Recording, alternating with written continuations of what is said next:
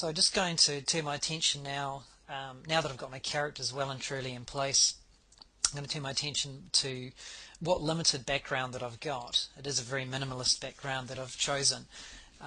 But again, I do want to sell the idea that that these characters are on a stage.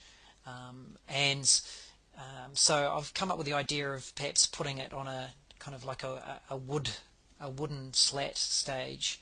And I'm even sort of thinking that further down the line that I could possibly play some quite strong reflective highlighting on like a highly polished wooden floor.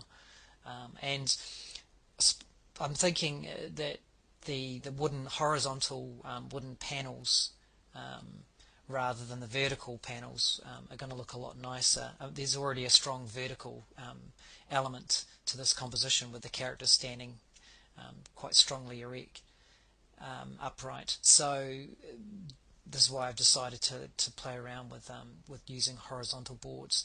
Now I've used a quick little trick. I just grabbed a grid from the internet, a perfectly mathematical grid, and then using the transform function, I've transformed that onto my picture to help get my the guidelines in for putting in the planks.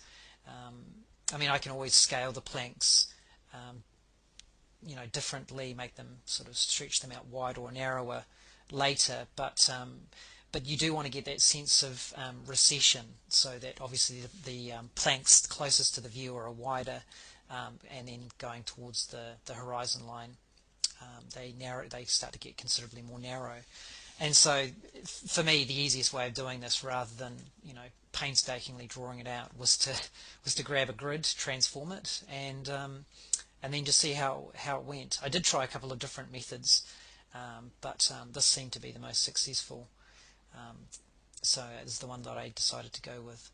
So as you'll sort of see me working these boards up, eventually I even changed the horizon line a bit, but this was just quite a good little trick that I thought I'd show you guys, to just to help make sure that your picture has a nice believable sense of perspective.